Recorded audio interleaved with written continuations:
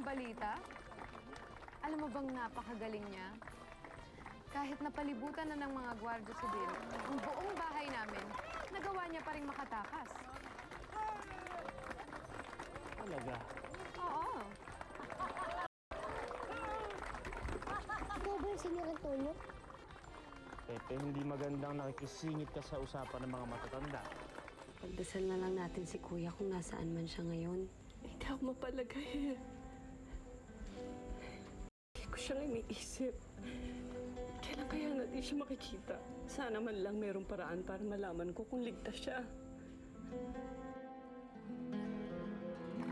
Simbilis ng buhawin yun matakasan sila Kapitan Ramon. Pahiyang-pahiya silang lahat. Talaga? Oo. Senyor, may nakakatawa ba sa sinabi ko? Parang alam ko na kung bakit mabilis tumakas si Senyor Zorro sa kwarto mo kagabi, Senyorita Lolita. Talaga? Sige, bakit? Dahil sa'yo. Baka kung ano-ano nilagay mo sa mukha mo bago matulog, natakot siya. Mama? Mama, halika na. Umalis na Hindi pa tayo. tapos ang palabas, Lolita. Mama! Nanasita.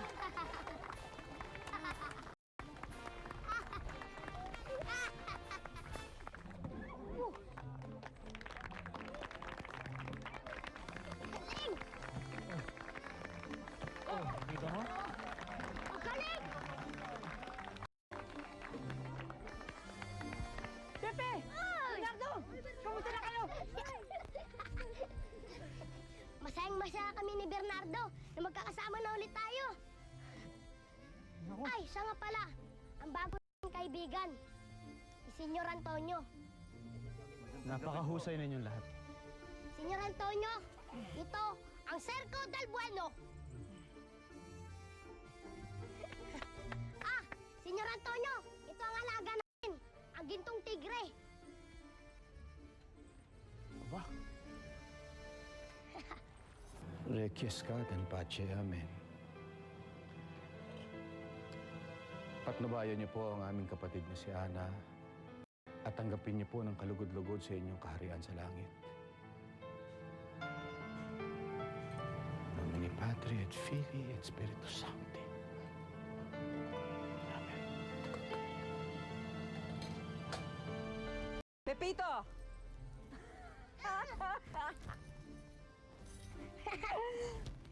Bernardito!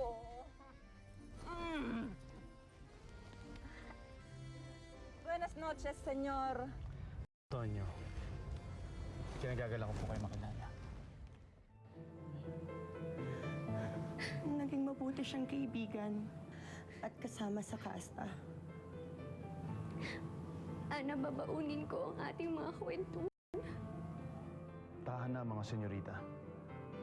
Nawalan man kayo ng isang kaibigan, nandito naman ako. Salamat sa pakikiramay mo, Silverio. Maaasahan niyo ako sa kahit anong pangangailangan ninyo. Siya nga pala, Senyor Antonio. Siya, si Tia Agida. Siya ang nanay naming lahat. Napakaganda po ng inyong palabas. Maraming salamat, senyor Antonio. Mabuti naman na pagtsatsagaan mo itong dalawa. Nako, lalo na ito, napakakulit!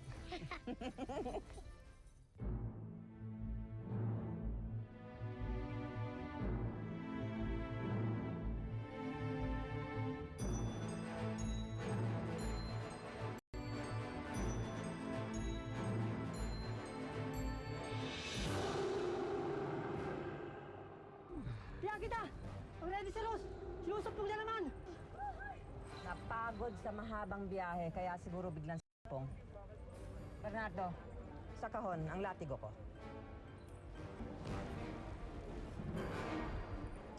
Tabi kayo.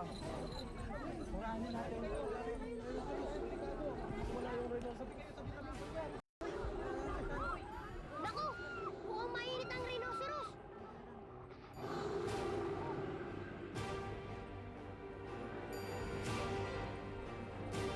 Tumabi kayong lahat. Anong gagawin niya?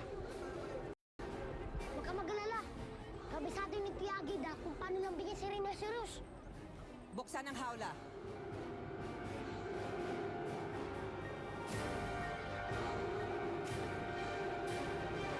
Nagtalaga na kami ng mga gwardiya sa bawat lagusan ng syudad. Binabantay nilang merkado. At sunod sa utos ninyo, nagpaskil na kami ng mga kalatas na may larawan ng maskaradong bandido. Yun lang pala eh. Kailangan lang pala pukpukin kayo para magawa niyo yung trabaho ng maayos. Sige na, pwede ka na umalis.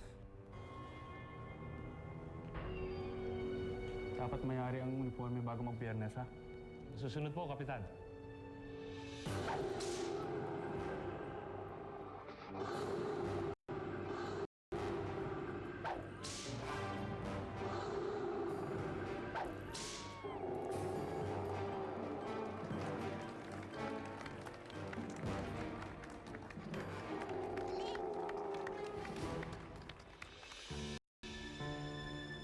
Sayang po naman ang mamahaling damit na pinanggalingan ng butones na yan.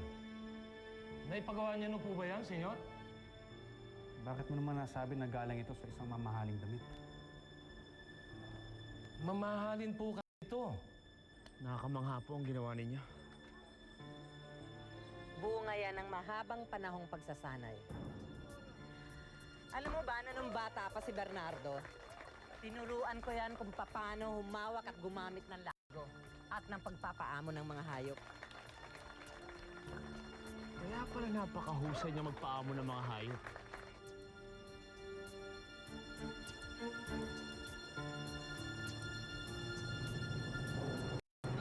Mamahaling butones.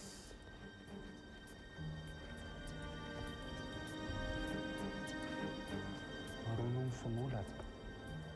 Matagal niyo na palang kilala si Bernardo at si Pepe.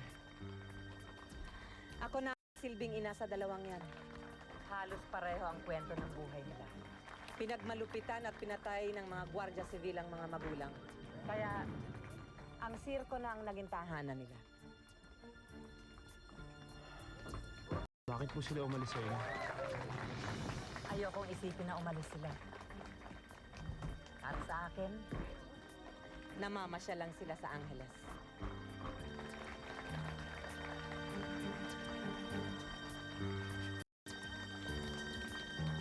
Bernardo, minsan nga turuan mo akong gumamit ng latigo.